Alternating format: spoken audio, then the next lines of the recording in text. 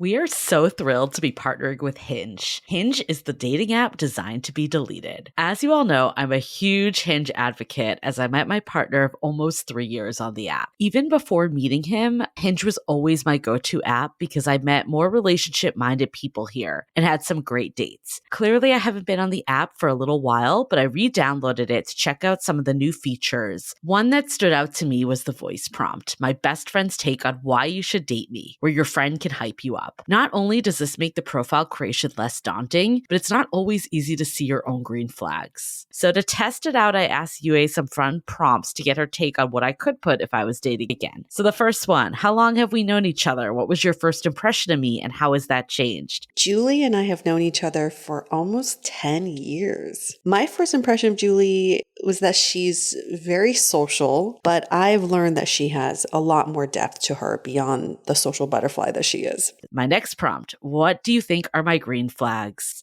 I would say she's deeply loyal. She believes in love, curious mindset, and she is fearlessly ambitious. And then last but not least, what kind of friend am I? Julie is the kind of friend who will always have your back, no matter what. Damn, that feels nice to hear. So download Hinge and try voice prompts today. Then find someone worth deleting the app for. The DATEABLE podcast is an insider's look into modern dating that the Huffington Post calls one of the top 10 podcasts about love and sex. I'm your host, Yue Xu, former dating coach turned dating sociologist. You'll also hear from my co-host, Julie Krafchick. On each episode, we'll talk to real daters about everything, from sex parties to sex droughts, date fails to diaper fetishes, and first moves to first loves. We are excited you've joined us for an older episode. While our earlier seasons were all about dating in San Francisco, we quickly realized all the themes and learnings are universal for all daters. So we shifted to covering dating from all around the world as the seasons progress. The fun part is, things happen first in San Francisco, the tech epicenter and counterculture capital of the world. We love for you to keep tuning in to our older episodes, but there is no set order to listen in, so feel free to jump to more recent seasons or relevant episodes for you. Enjoy the show.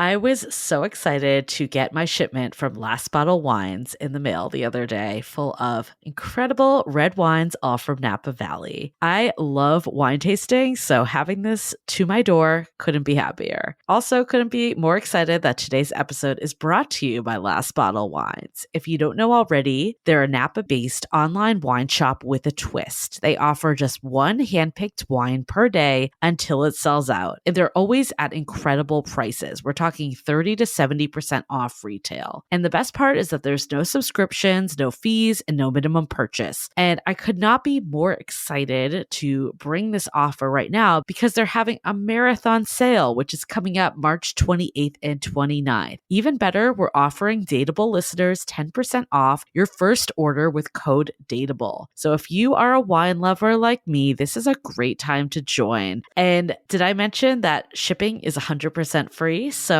what are you waiting for? Mark your calendar for March 28th and 29th, or get on it earlier if you want. You can sign up at lastbottlewines.com and use code DATEABLE and find out why Last Bottle is the most fun way to discover and buy amazing wine.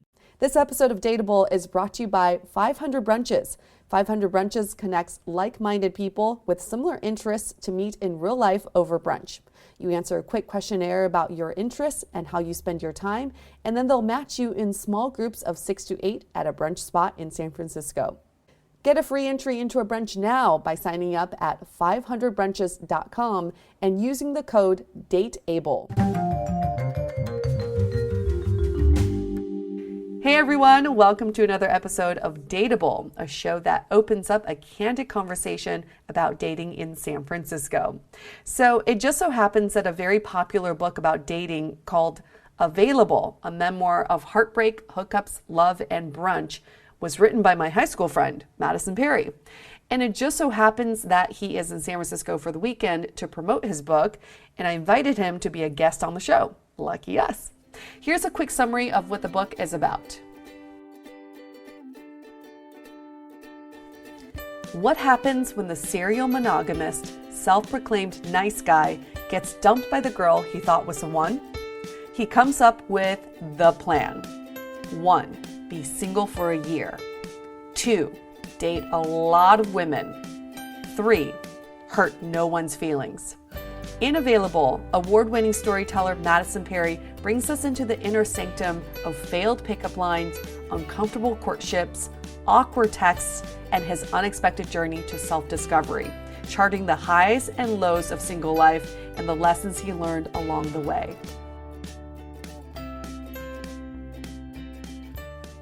This episode is hosted by me. I'm Yue, co-host of the DATEABLE podcast, former dating coach in New York turned active dater in San Francisco. In addition to our guest Matteson, you'll hear commentary from my producer Julie and Grant, who is Mattison's friend, and I guess you could call him his dating Sherpa. Grant's real name is actually Brad, but to be consistent with the book, we'll refer to him as Grant. So Matteson, I feel like your book really documents your year of being quite the man slut. I mean, it was a year of spiritual awakening, but yeah, slutty is another way to put that. Give us kind of a summary of your book and also why Burning Man is such a big part of it. So the book starts, I was living with a woman I'd been dating for 3 years, and she broke up with me and broke my heart, and I'd always been a serial monogamist, very quick from serious relationship to serious relationship with little gaps in between.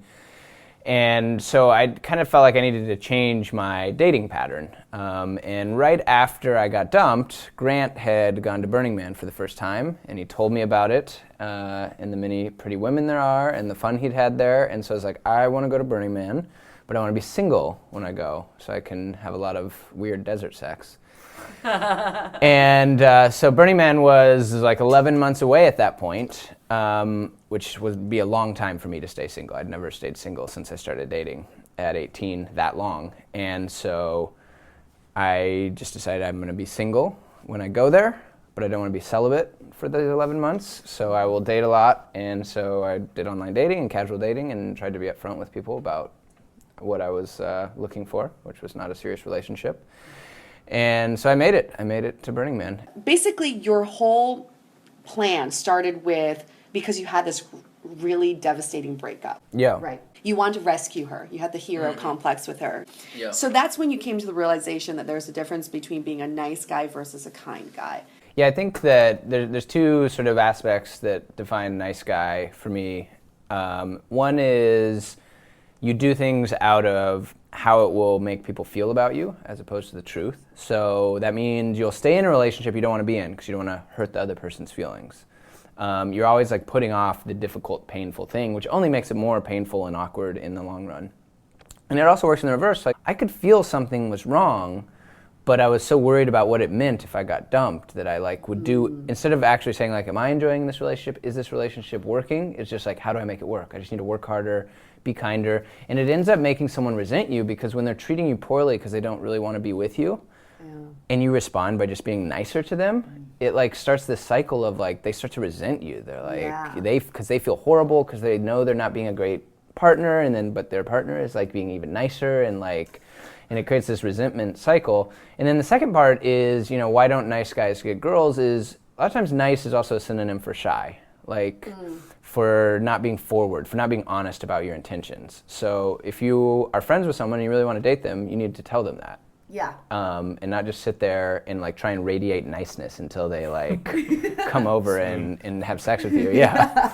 And it doesn't mean, like I'm not a believer in like negging or being, like the a-hole or the bad guy or cheating on a girl to like get her to stick around. It's just, you should ask someone out. It's that simple of like, oh, I like you, can I take you on a date?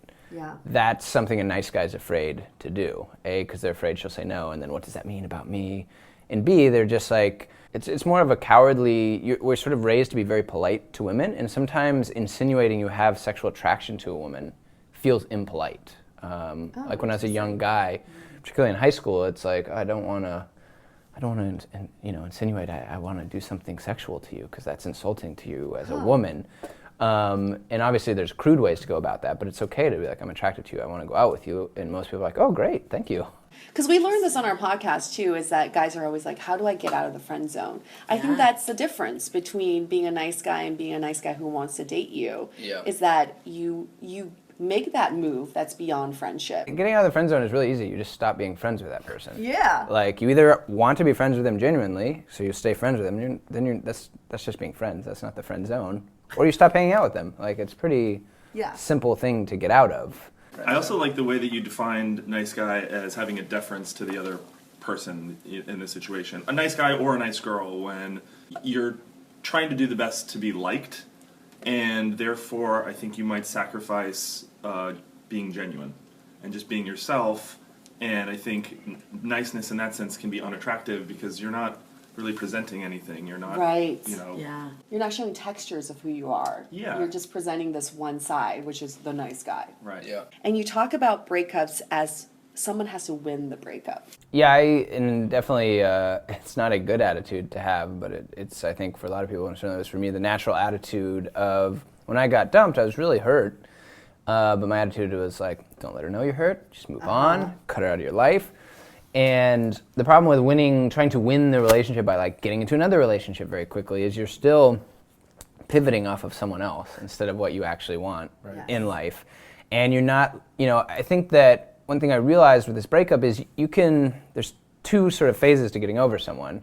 Very quickly after I got dumped, I didn't want to get back together. Like, I'd been hurt, I could see now from the outside that it wasn't a healthy relationship, but I wasn't over being in a relationship and having that connection. And I think that takes time to work through and to like sort out what happened in that relationship, what should be different. And so when you're trying to win and you just try and get into another relationship and prove you're okay, like, you really do have to give yourself time to mourn the relationship. Yes. It's okay to be sad something's ended, even if it was the right thing for it to end. So let's keep on going down this timeline. The breakup. The breakup is what catapults you into this plan. So then you go on and say, okay, I'm going to date for a year. This is the plan. Mm-hmm. And you made a list of what kind of girlfriend, your ideal girlfriend, would be. The sort of conclusion I came to, which I got a little too brainy about it, as I talk about in the book, but there's these feelings of love that are very it's easy to know when you're in love. You just feel you're in love, you've fallen hard for someone.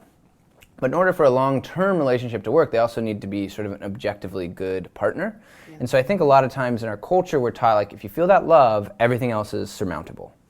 And it becomes this weird thing where, like, the less compatible you are as life partners, the more you're like, it feels powerful because you've overcome it. Like, and I came to this realization, it's okay to not be with someone you love because they're really unreliable or because they behave in a way you don't like.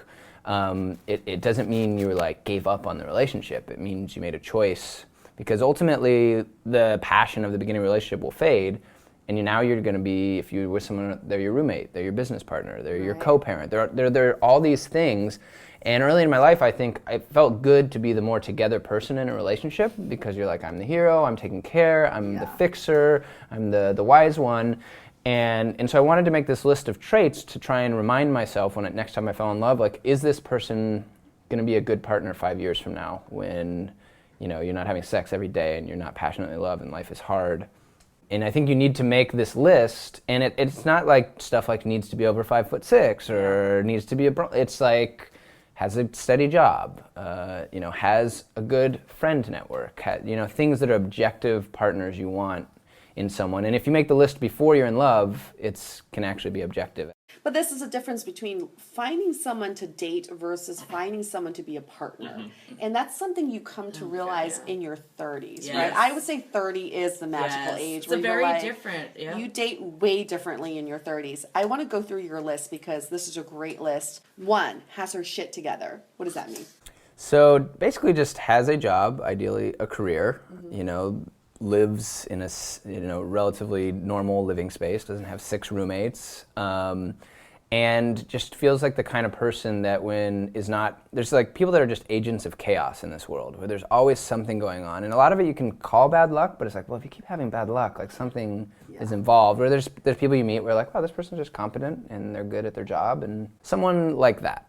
Number 2, low maintenance. So this is one thing I realized is a lot of the people I dated, it felt like, and part of this is just we were both young at the time, but they made my life harder, not easier. So if I had an issue, I didn't want to go to them because I was like, oh, they'll just freak out. Or they're having their own freak out that I need to take care of. And again, it feels great because you're the fixer. They freak out and you're like, oh, let me help you fix that. So low maintenance is someone that it's like, I know if I'm going through a tough time, they not only can take care of themselves, but they will step up and take care of me while I'm like at low capacity for whatever reason. Number 3, has long-term important friendships/relationships. Yeah, I feel like I dated a few women who are like, they had no long friends, and I feel like I have friends from high school still. I have, granted, I've been friends since college. I have friends I picked up when I lived in New York. Now I have friends in LA. And so I think it's important it can be a really good marker of someone that they're still in touch with at least a few people. If someone has a million ex-best friends, it's like, why do you like, we fall out of touch with people, that happens in life, but when you're around someone that seems to always be having falling outs, like I don't think I've ever fallen out with anyone. You like lose touch with someone, but why were you friends with her in the first place then? That was... One of my favorite questions on a first date is, tell me about your best friend. Yeah. I like to hear about that. And guys always get a little taken aback by it. They're like, whoa, that's a little weird, but okay, I'll tell you about my best friend. And It says a lot about someone. This is what your values are also. Absolutely. Next one, like and love. When you fall in love with someone, it's really like it's infatuation in the beginning, it's attraction. And that's just like a compatibility issue that can get masked by sexual attraction and infatuation. And so I think it's important to think, sometimes I call it like a beer on a Sunday afternoon test. Like you think of the people you'd love to just sit on a porch and drink a beer with for several hours, and it'd be low key and really nice. And your significant other should be someone like that even if there was no prospect of sex, you'd be like, oh, I'm glad they're gonna be there. That's gonna be more fun because this person is coming. As opposed to sometimes people I've dated, I'm like, oof, boy, it's kind of good they didn't come to the party with me because I'd have to handle them and worry about them getting into a fight with so-and-so. We'll finish the list. Last one, truly respect my partner. Yeah. And so they all kind of like weave together, but again, this is, for a lot of relationships, I just found like they wouldn't be the first person I went to with an issue because I would their like reaction would make it worse. I didn't want to trouble them. I didn't really like think they would have much valuable input, which maybe even wasn't true. It was just my perspective. But you should ideally be with someone, and like that's how it is with my wife now. Like if I have an issue, I'll go tell her about it because I know she will. Yeah. She might not have an actual like solution, and sometimes you don't need a solution, but she won't make it worse. Yeah. She'll either have a nice solution or help me find a solution. And so I'm not afraid to tell her. This is part of the problem with dating today because we date in that me versus you mentality. And I think a lot of people date trying to get validation from the other person, but that they forget that there is a partnership there. A partnership versus a relationship are two different things. The list, as I was building, I tried to say, this is a list for anybody. These aren't what I want. These are things that a healthy relationship and person should have. These are objectively positive relationship traits. And in addition to this list, I always like making a list of how someone makes me feel. The ideal feelings that I want from a partner. I want to feel loved. I want to feel safe. I want to feel respected. I want to feel I'm being appreciated. That's always a good list too, because then you can go off of your feelings. So then you get into this 1 year of online dating. Yeah, I mean, I was totally open to asking people out in other situations, but when you want to hit those quotas that I was going for, got to get online. Online dating, in the way that you did it, is perfect for that stage in your life where you're just trying to figure out what you like and what you don't like. Right. Yeah. I think that I had really good experiences, but I also, because I wasn't looking for a girlfriend, I felt no frustration that it mostly didn't work out. Whereas like I talk about, when you go on a first date for online dating, I like to think of it as it's like a pre-date. You're meeting up to decide if you should go on a date because you can't really know from online. You're like, I think we might want to go on a date, let's meet. Yeah. And then if you go into it with that mentality, there's no real disappointment. You're like, oh no, I found out that we're not going to go on a date. And you have this other strategy called plotting points. Yes. How to plot points in a relationship. 1, no more than 1 date a week. At this pace, the relationship can remain casual for a long time. Yup, that's San Francisco dating for you. Number 2, don't make specific plans for the next date while on the current date. Okay. Number 3, maintain continuity between dates by keeping in touch via text. Maybe emojis and eggplants here and there. Number 4, when you do set the date, make it a few days or a week in the future, buying further time while confirming interest. Yeah, so the idea is basically that 3 dates is very different if they happen in 5 days versus 3 weeks. And Exactly. so the strange thing about being honest about not wanting a serious relationship is if you on a first date are like, look, by the way, I'm not going to marry you, the other person is going to be like, yeah, F off. I don't even know if I want a second date. Yeah. And so there's this gray zone where you're like, when do I be fully honest that isn't presumptuous, that isn't weird, because we're still feeling out if we even want to go on a couple dates. And so by plotting points, sometimes you can communicate without actually having to have the talk, like what type of a relationship it is. I would never ghost anyone. If someone communicated me, I would always respond, but sometimes you just, be like, hey, what are you doing this week? And even if it wasn't totally true, I'd be like, oh, I'm busy this week, but how about next Thursday? Right. And then now I've communicated, and to a certain extent, like, oh, you're not a priority to me. Yeah. And they can say, well, I don't want to date someone who I'm not a priority. They can be like, okay, that's the kind of this relationship this is. This isn't the head over heels, we see each other as much as we can. It's we're attracted to each other, let's hang out sometimes kind of thing. And sometimes it's giving the other person credit of not knowing for sure what they want and saying they're an intelligent human being that can then take stock of what type of relationship this is and respond in kind. Now, at a certain point, if this goes on a long time, you can start to sense if the person is just going along because they really like you, and you might need to say, be a bit more vocal and say, hey, I just wanted to check in. What are you looking for? Here's what I'm looking for. Yeah. And it's really important I just had a friend, you should always, instead of saying, hey, what are you looking for? You should say, this is what I'm looking for. Is that okay with you? Because when you ask, what are you looking for? The person is like, are they asking because they want more or what they want less? And how do I want to respond in kind? It's much better to say, I'm looking for something casual. Does that work for you? Or I really like this. I want it to be more than casual. Does that work for you? Yeah.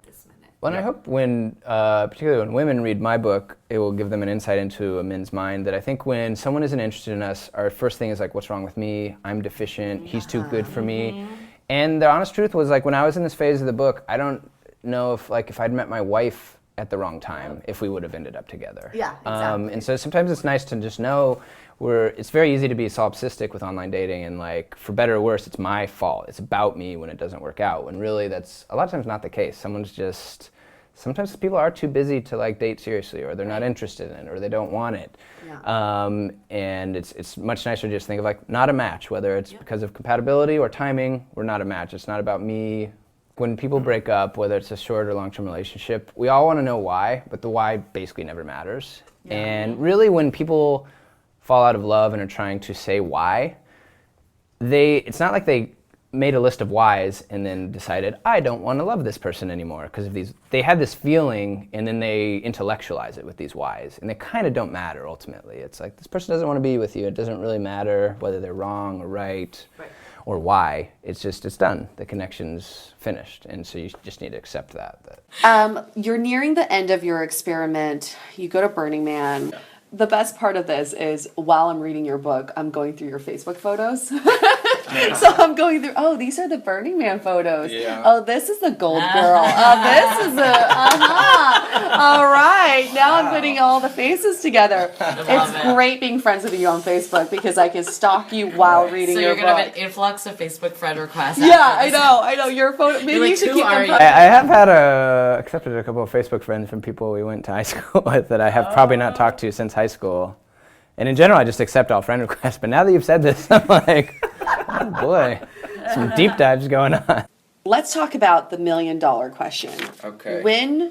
At what point did you feel like, I need a change and I'm ready for a girlfriend? Yeah, I think for me, so my original plan was a year. I made it to Burning Man. I didn't have a lot of sex at Burning Man, but I met a very nice, beautiful woman who came back with me to LA for a few days, and that was a really fun fling. And so at that point, I was like, my year's up, my self-promise is up, but why quit now? I'm actually really good at dating now, and this is really fun. And I think I made about another 6 months, and there's a couple chapters in the book where they weren't bad experiences, but it just felt really sleazy, and I realized I was not being honest with myself or the women anymore. I had what felt like a superpower at this point of being able to have sex with people I just met a day or two ago. And so I was finally okay, this isn't as enjoyable anymore. And, sometimes something difficult happens in your life and you can't call the woman you've been out with 3 times from OkCupid and be like, I want to talk about, my dad's going through a tough time and it's hard, right. And so I was like, okay, I've finished my plan. I'm going to go find my perfect girl using my list.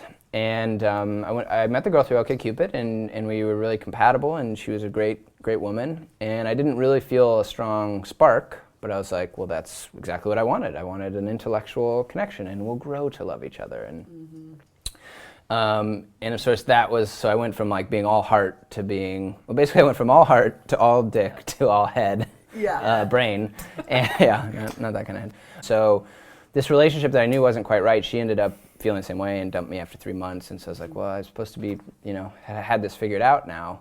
So at that point I really wanted to, I realized, okay, I chose someone just because we were a connection mentally, and she, so that list is really important, but you still need to have the love, I think. There needs to be that initial spark of attraction, of love that's very strong, that binds you together. Go back to talk about your sleaziness. Yes. Because I feel like every guy gets to a point where they go, oh my God, I'm that guy. No one wants to be the old guy in the club. Yeah, nobody wants to be that guy. I was at a club, and I was very drunk because I'd been at a beer fest all day, and I went to a club, and I was texting with 2 girls at once, setting up dates, sort of being very flirty, like borderline like sex texting, while I was like wandering around the club trying to find someone to dance with. And also a girl who I like had a very casual relationship, we saw each other every couple months, I knew was coming later in the evening, but I couldn't wait an hour to like. And so at the time this all seemed fine, but I was dancing with this girl, and it got very physical, and she had initiated it. She was also drunk and like got very handsy, and so we were like that drunk, gross couple that just making out on a dance floor. And everyone knows them. Yeah. And she got pulled away from me by some friends who were kind of like, leave her alone. And the next day when I was sober and thinking about it, I'd like had so many experiences in college where I would like pull female friends away from some like skeezy guy, and it wasn't like they or I was doing anything wrong. It's just like the friends were like, you're gonna regret like making out with this drunk dude. Like, come on, let's go. And so that was sort of the real awakening of like, oh, I was like, the next morning they'd be like, oh, that sleazy guy was all over you, and like, God, making out with you in the club. And she'd be like, oh my God, I can't believe I did that. And so it's like, oh my God, this has gone too far. Like, how can I be the sleazy guy? Well, you said it in the book, and I love this part. At the club, you were like, I should change. Yeah. And then after those flings, you're like, I want to change. There's so much self-work that people need to do, because in your book, Matteson, you talk about staying single has started as a choice, but I began to wonder if I lost the ability to form a meaningful relationship. I feel like so many people are in that boat, because at some point you start dating and you have sort of feelings for people, and then you go, am I a robot? Because why can't I find a deeper connection? I think 1, it's timing. Maybe you're just not there yet. And 2 is you just haven't found the right person. So I think it's that working on yourself, working on your own emotions, and not, like you said, explaining away your emotions. And I love that phrase. Don't explain away your emotions. Confront them and be real with them, and really deal with that, how you're feeling. And that's how you can open yourself up to other people too. Once you're at a place where you're open to it, it becomes easy. You meet the right person, and there's no games, there's no plotting points. You're just like are excited to see that person a lot, and it's not, I think a lot of people are like, well, we should probably move in together because we've been dating for 2 years, and that's what you do. Whereas I think when it's really like right and you're in the right place, you're like, oh, I'm so excited that I get to wake up with this person every day, and we're combining our lives. This isn't a fearful thing or a thing I'm like compromising to do. And I don't want to give too much away, but you and your wife were engaged within 4 months. 4 months of meeting each other. Okay, that's all we're gonna say. I think a lot of times we only call a relationship a success if it like ends in lifelong marriage. But like relationships can be successful in a variety of definitions, and so instead of saying like, what's wrong with me, I can't find someone, it's just like, maybe you don't really want that right now, and that's okay. Some people want that at age 22, some people don't ever want it, some people, sometime in your 30s you really are ready for it and you meet the right person, and it's okay in the meantime to just be like, I kind of like my life, I have my friends, my life, and I like being a bit independent, and I also like having sex and meeting new people, and so that can be okay. And I know it gets frustrating because sometimes you really want the close connection too, and you're just struggling to find it. But it's not about failure. One thing I realized with marriage is there's positives to being single and there's positives to being married, and you can't have them both at the same time. I mean, there's open relationships where maybe you can try and find some facsimile of that, but And you sort of have to be at a place where the positives of the marriage become, or a serious relationship become more attractive to you than the positives of being single, and just sort of acknowledge. So you can be single and want the positives of a relationship, but not yet be really, truly willing to give up the positives of being single. Yep. I think people forget that dating is trial and error, and nobody really knows what they're doing, right? Like, nobody has their shit figured out, so you can't really... No one's written a book on it. No one's written a book on it. No one's done a podcast. I mean, the podcast is great because you realize no one has their shit No one has their shit figured out. And it's about finding a match. Like, I think it's easy to think, like, I'm trying to find the best person. Like, we all have some, like, inherent ranking of attractiveness and coolness, and you're trying to find the person at the highest ranking possible that you can achieve. Right. And really, you're just trying to find a match. So whether it's you or the other person that is determined it's not a good match, you're like, okay, now we know, and we move on. Like, it sucks when they figure it out first, but it's still just one of you figuring out, like, not a match. The other takeaway I have is that we are multifaceted people. We're constantly changing. So what you want today could change tomorrow as well. It will. Yep. It Right? absolutely And it will. change. And I think it's important to communicate that to the people you're dating and to the people that you have relationships with. I feel like we covered a lot. We covered a lot. I love learned a it. lot I from love your it. book because it's so rare to hear a male perspective, this male Carrie Bradshaw kind of perspective on dating. I do think every guy needs to go through the slutty phase. The big thing for me now being a married man is if I hadn't gone through this slutty phase, I always would have had like high school Madison in my head of like, can I get girls? And like, I think sometimes guys cheat because it's just like, this girl likes me? Like, this is a miracle. I have to take advantage of this miracle. And now I've dated enough, I know like it's not a miracle if a girl likes me. And so I'm not tempted to like go prove my worth as a man. And I think it's for a lot of guys, just getting that out of your system is good, where you're like, okay, I could go get laid all the time. I've done that. Yeah. And it led to me wanting a relationship. And so there's no grasses are, you know what the grass is like on the other side. And for guys at home, if you're questioning, am I ready? Am I there? My friend from New York put it best. He goes, I knew I was ready for a relationship was when I stepped into a bar, saw the most attractive woman there, and thought, yeah, I could probably take her home and wake up next morning next to her.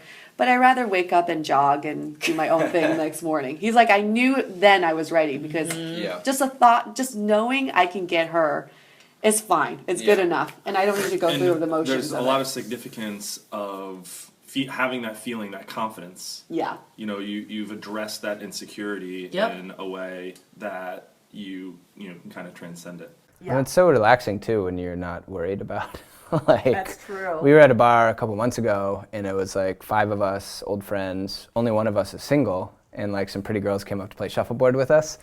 And like all the guys in relationships were like, I don't want to deal with these young annoying girls. And like the one single guy kind of had to be like, I'll play, and like trying to figure out like which girl to be on that side of the table with. And the rest of us like, beer break, let's go. Like, and it's like so relaxing to not. When you give 0 fucks. Yeah, because when you're single, you're always like, I failed because I'm worthless. And now I'm like, I would have had sex with every girl here, but I'm married and I'm not trying to do that. And so you just have this. You may put that pussy away. Thank you. When did you know you were going to write a book? So it was a few months into the what I'll call the experiment. So in the beginning, it really was mostly about like, I want to be single when I get to Burning Man, so I'm not going to, because I just knew myself. I knew if I dated anyone seriously, like I would have a girlfriend, it would be a different experience at Burning Man. Maybe I wouldn't go.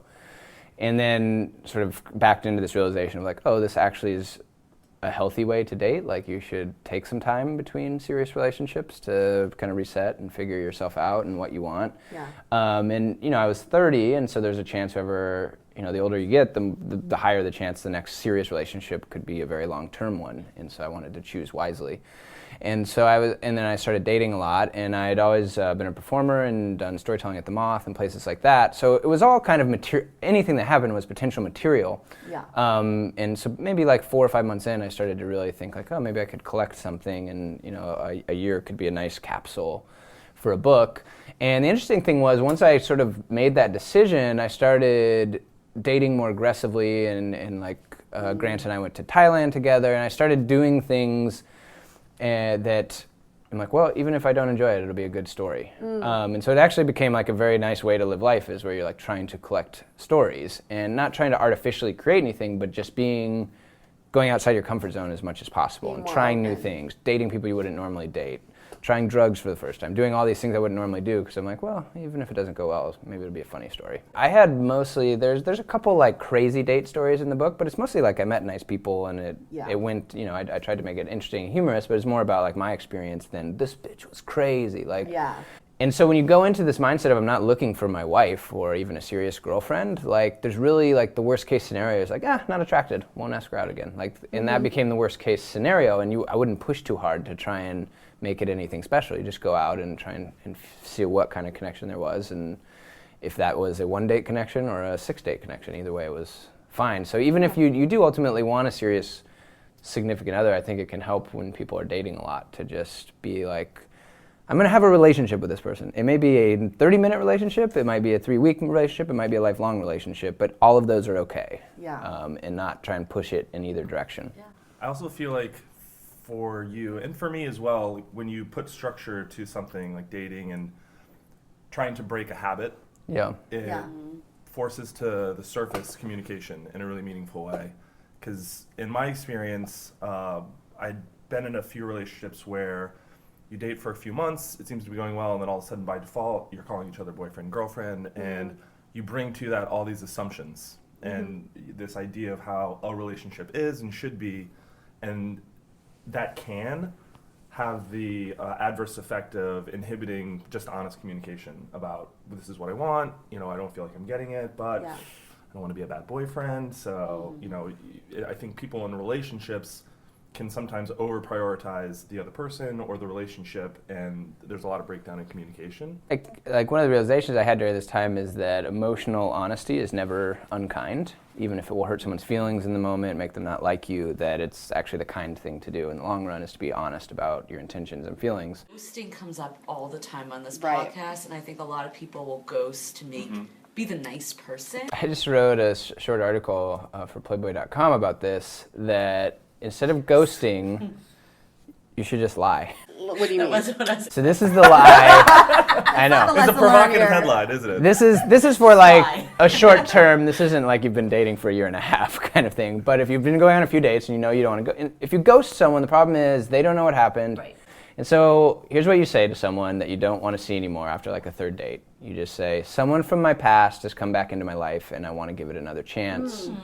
And so I'm sorry, but I don't think we should go out again. People ghost because they want to keep the door open. They don't ghost because they're trying to spare people's feelings. I think it's both.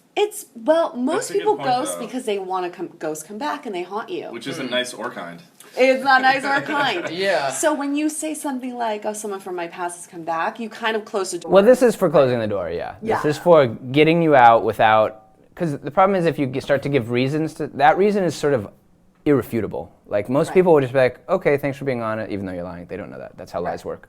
And so they'll be like, thanks for being honest and letting me go. Whereas if you say like, I'm not feeling connection, the person might be like, well, let's give it another date. Let's give it another chance. Or like, I can get into hiking. Come on. Like, that's the other thing is I realized during this year is when you talk about being good at dating, most people assume that means like, that guy can get any chick he wants, or that girl like can get laid anytime she wants. But there's also this form of being good at dating, which is like being a professional about it and managing it well, and you lower the ceiling of how bad it can be. And I think that's a really good point, because we talked about this too, this getting good at dating. What does it mean? Because at some point you get so good at dating in this book that you say you have an easy time faking a connection and closeness. And it's like running a program, right? They say something and you know the right thing to say back to them. It's running that program. And at some point, all of us get so good at dating that you're like, I could go on a date with a wall and have a great time because I know how to talk to anybody, but then where's that connection? Where's that emotional connection? So I like what you're saying with getting good at dating in almost a professional way, knowing what you're looking for, and then getting to know yourself in the dating process, and also sparing people, from wasting time. Yeah, I think the you get good at dating and then you sort of have to use your powers for good instead of evil at a certain point, where being good at dating also has to be like, I know it's not here. I could fake it and get laid, but I'm not trying for that anymore. Yeah. And so you move on. You have to be able to be honest with yourself as well about what do you really want. But you make this point that I often run into with people, is that when you start dating and you start getting good at dating, you crave that validation from people. And people focus so much on getting the other person to like them back, Right. Yeah. and not analyzing if you're liking that person, right? Right. So it becomes this, an why ego hasn't, trip. it's an ego trip. It's, Yeah. why hasn't he called me back? He should want to be with me. He Right. should want to spend time with me. For some reason, when you talk about dating, it's me versus you. Yeah. Yeah. It's very strange, but when you talk about friendship, it's us and we. Right. And I like that you bring up how you and your wife, had a friendship first, and then Yeah. that turned into a relationship, because it takes away that me versus you. You know, it can be tough. You don't want to force something where you're not really attracted to a friend, but you get along so well as friends. Yeah. But I think it can be a really good foundation if you really know the person outside the context of trying to have sex with them and have a relationship. My main takeaway from that is, and Julie knows and listeners know, that I'm very black and white about friendship versus relationship. I don't take friendships to the next level, and after a relationship, I don't stay friends. It's very black and white for me. But what I did learn from your experience, is to treat dating as you're getting a new friend. And I think that takes the me versus you out of it. It's, would you ever flake on a friend? No, because that's disrespectful. You wouldn't do that. Yeah. Would you ever ghost on a friend? No, that's dumb. Why would you do that? And if they did that to you, you would stop being friends Right, with them. exactly, You wouldn't be yeah. like, ooh, I got to try harder to keep this Right. friendship going. Right. You'd be like, What's wrong with me? You'd be like, that person sucks. Like, And also, when was the last time you were like, should I text my friend? No, I should wait 3 days to text. Right, Like, right. it never happened. So, Madison, your book available. Where can we find it? It is online. It's in bookstores. You should be able to find it in most bookstores. You can get it at my website. Has links to wherever you want to buy it, which is www. I don't know why I told you the www. for all the new internet users. It's out 3 there. W's. My website is my name, Matteson Perry, but it's spelled MatteSonPerry.com. You can buy the book online anywhere. You should be able to go into a bookstore by your house and buy it. I also narrated the audio version of this book, Awesome. so you can get that through Definitely Audible doing or the buy audio. it. And yeah, it was really it's a good. It's fun to hear me read. Well, I have to admit, and I'm not just saying this because we know each other. This book really I changed my love it. perspective Yep. about dating. And Grant, who also is Brad, You're now Grant. You're okay? now Just Grant. accept it. But now we have to say you're Brad because you host a podcast as well. Tell us what that podcast is. Thank you. It's called Entheogen. The subject matter of that show, entheogen, when you break the word down, means generating the divine within. Ooh. So a lot of the subject matter of our podcast is around psychedelics, research, use and treatment, recreational use, but not exclusively psychedelics. We've done shows on breath work, on yoga, cool. and basically all capacities for when you can have either a spiritual or psychedelic experience, however that comes about. Wonderful. I can't wait to check it out. I yeah. know. And I love how Madison talks about, if you read his book, he talks about some of his first encounters with psychedelics, which really coincide with mine, my experience as well. So if you read it, you'll probably find something very similar to your And remember experiences there. to friend Madison on Facebook. Yes, so you can stalk his photos. Listeners at home, if you have questions for Madison or for Grant Brad, you email us. We will love to get them to answer your questions for you. And if you have any cool dating stories, let us know. We love featuring any sort of stories you may have. We can protect your identity and change your name to Grant or Brad. Those are the only Even two if you're a names. lady, you can still be Grant Only or two Brad. names you can choose. And on that, let's wrap this up. Thank you, Madison. Thank you, you. Grant, Brad. We had a lot of margaritas too. We're totally I calling had you a lot of Grant tequila Brad today. at Yeah. Brunch now. So 1, 2, 3. Stay dateable. In the book, Madison talks about his time brunching with his bros while dissecting each other's love lives. Hey, that's why we love brunch too. Now you can meet new people who share similar interests over brunch. Check out 500 brunches and be sent on, well, you guessed it, brunches all over the city with new people each time. Come alone or bring a friend. There's always a table full of friendly faces, mimosas, and eggs Benedict. Sign up at 500brunches.com and use the code DATEABLE for a free entry. To connect with us, visit dateablepodcast.com. You can also find us on Facebook, Twitter, and Instagram, all under Dateable Podcast.